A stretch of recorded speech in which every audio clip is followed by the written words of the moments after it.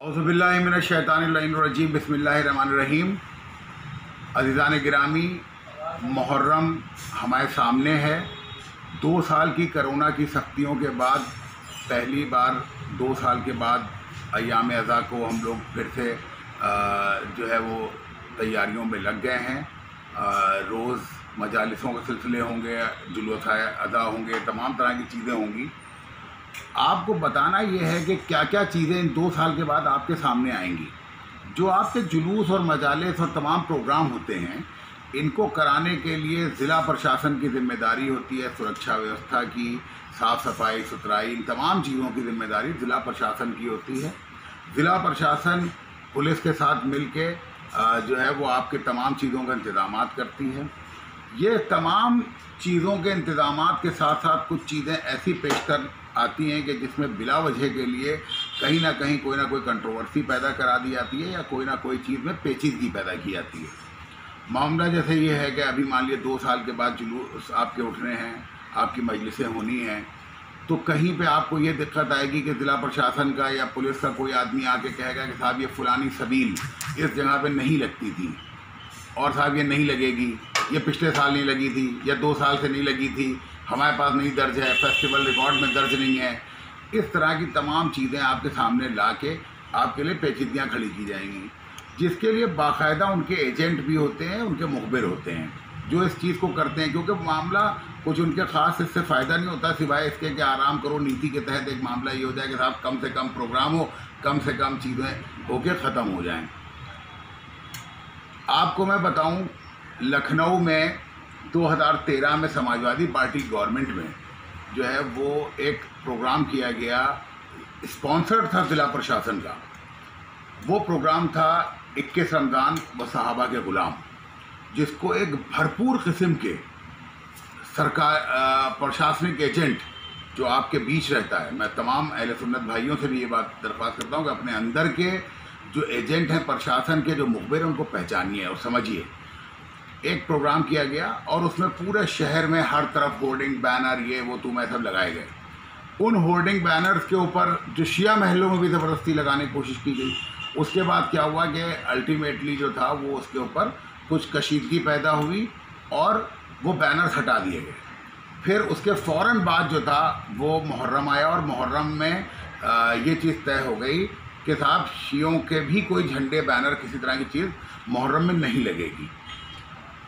ये चीज़ के ऊपर बड़ा वो रहा और तमाम उलमा उसमें मौलाना मरहूम अजहर साहब, मौलाना कल्ब सादिक साहब, मौलाना कल्ब जवाद साहब, मौलाना अशफाक साहब, दीगर उलमा उसमें सब तमाम लोग शामिल थे। सब ने दस्तखत की इस मामले के ऊपर। हमदुसन साहब मौजूद थे, आगरवी साहब मौजूद थे, मैं भी था उस मीटिंग में, और सब ने दस्तखत की कि हाँ ठीक है भाई, झंडे बैनर जो है कई सरकारी जगह के ऊपर इस पर नहीं लगेंगे। लेकिन इसके बाद भी जो हमारी अपनी संपत्तियां थी उसके ऊपर भी झंडे बैनर लगाने के ऊपर आपत्तियां होने लगी, तमाम चीज़ें होती रहीं। अभी रिसेंटली एक चीज़ फिर सामने आई कि उसी तरह का एक प्रोग्राम जो है वो फिर से ऑर्गेनाइज किया जाने लगा और तमाम तरफ उसके होर्डिंग्स बैनर लगने लगे। ये क्यों हुआ अचानक, ये पिछले कई साल के बाद फिर से क्यों हुआ? क्योंकि इस बार हम लोगों की शासन स्तर पे ये बातचीत चल रही थी कि जो हमारे परंपरागत झंडे बैनर्स जो हमारी जगहों के ऊपर लगते हैं उनको लगाने की अनुमति दी जाए, और सरकार को जो है वो या प्रशासन को ये राइट नहीं है कि वो हमारे प्रोग्राम का डेकोरेशन डिसाइड करे कि हम अपने प्रोग्राम में क्या डेकोरेशन करते हैं। जब ये बात प्रशासन तक पहुंची तो प्रशासन ने फिर अपने एजेंटों को सक्रिय किया और इस प्रकार के प्रोग्राम को रखवा दिया गया।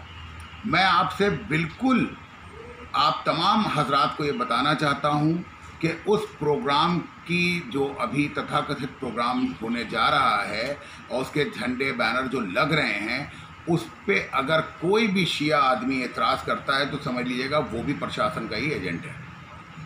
लिहाजा इस बात के ऊपर किसी भी आदमी को कोई भी जो है वो एतराज़ नहीं होना चाहिए। ये आज़ाद मुल्क है, हर आदमी को अपने मज़हब की, अपने मज़हब में जिसको मानता है उसकी तारीफ़ करने का, उसकी बात करने का पूरा हक़ है और वो करे।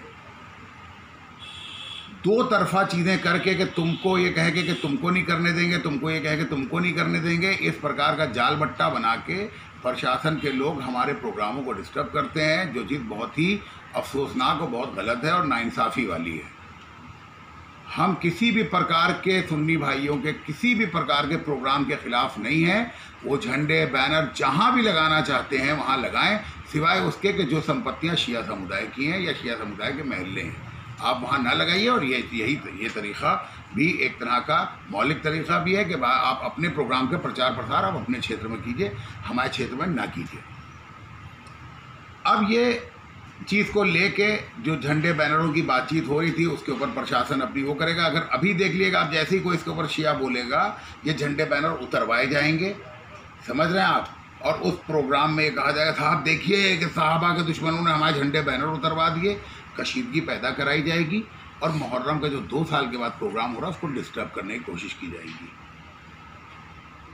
इसी तरह से सबीलों का मामला, कि हर जगह के ऊपर जहाँ सबीलें लगेंगी वहाँ के ऊपर यही पूरा गैंग, जो अभी एक तथाकथित मुखबिरों का गैंग है अहले सुन्नत हज़रात का, वो खड़ा हो के चिन्हित करके साहब ये यहाँ नहीं लगी थी, ये यहाँ नहीं लगी थी। अल्टीमेटली वो डिस्टर्ब करेंगे अपने फ़ायदे के लिए और प्रशासन को सीधा फ़ायदा पहुँचाएंगे उस चीज़ का। प्रशासन उसको हटवाएगा, अगर नहीं हटवाएगा तो मुकदमे लिखे जाएंगे, लड़ाई झगड़ा होगा, ये होगा वो होगा। अल्टीमेटली फिर ये होता है कि हम लोग ये सोचते हैं कि नहीं साहब हमारा प्रोग्राम है और हम इसको पीसफुली निपटा दें। जितने भी शहर में तमाम तरह के लोग, चाहे उत्तर प्रदेश के और ज़िले हों, अगर किसी तरह की कोई भी परंपरागत चीज़ जिसके ऊपर मुख्यमंत्री ने स्पष्ट आदेश किए हैं, मुख्यमंत्री ने स्पष्ट आदेश किए हैं कि किसी भी प्रकार की कोई भी चीज़ के जो परंपरागत है उसको बाधित नहीं किया जाएगा। अगर प्रशासन ऐसा कर रहा है तो तुरंत उसकी जानकारी हम लोगों को दीजिए, ताकि उस अधिकारी और उस पुलिस वाले के खिलाफ हम लोग यहाँ से कार्रवाई करा सकें। तुरंत इसके बारे में जानकारी उपलब्ध कराइए। उसी तरह से जैसे मान लीजिए कि आपके जुलूस के मार्ग को लेकर कोई विवाद खड़ा किया जाए, आपके जुलूस का मार्ग भी परिवर्तित नहीं किया जा सकता, आपके जुलूस की परंपरा भी परिवर्तित नहीं की जा सकती, आपके मजलिसों का भी कोई किसी प्रकार का समय या जगह को परिवर्तित नहीं किया जा सकता, जो फेस्टिवल रिकॉर्ड में दर्ज है। उसके अलावा स्पष्ट तौर पे बता दूं कि जुलूस में किसी भी प्रकार के हथियार लेके चलने को पर मना दी है। हथियार लेके चलने पे मना दी है। जंजीर या खमा जो हमारी अज़ादारी का जुज़ है, यानी कि जिसको हम अपने मातम के लिए इस्तेमाल करते हैं, वो किसी प्रकार का हथियार नहीं है। उसको हथियार कहे जाने पर ही हम लोगों को आपत्ति है। यहाँ तक कि अभी एक फ़िल्म में उसको हथियार बना के चलाने का प्रयास किया गया, जिसके ऊपर हम लोगों ने आपत्ति करके उसको फ़ौरन उसको डिलीट करवाया उस फिल्म में से। तो कोई आदमी भी अगर आपसे कहता है कि साहब ये जो खमा है या जंजीर है ये हथियार है, ये उनको बता दिए किसी प्रकार का हथियार नहीं, बल्कि हमारे ख़ुद के मातम करने का एक जो है तरीक़ा है, और अपने मातम करने के लिए इसको लेके आए, ना कि किसी के ऊपर वो करने के लिए। बहुत होशियारी के साथ हम लोगों को ये मुहर्रम देखना है, क्योंकि इसके अंदर बहुत सारी चीज़ों की गंभीरताएं हैं। 2 साल के बाद हो रहा है। 2 साल के बाद आपको बिल्कुल अलग तरह के लोग मिले होंगे, अलग तरह का प्रशासन होगा, अलग तरह की पुलिस होगी, सब कुछ बदलाव हो चुका होगा। लिहाजा आपको जो भी करना है वो बहुत होशियारी के साथ, कहीं कोई किसी तरह की प्रॉब्लम आए, आप लोगों के पास हम लोगों के नंबर्स हैं, आप फ़ौरन कॉल कीजिए। इस मामले में हम लोग आपकी 24 घंटे मदद करेंगे, कहीं से कोई परेशानी उत्पन्न ना होने पाए। अस्सलामु अलैकुम व रहमतुल्लाहि व बरकातुहू।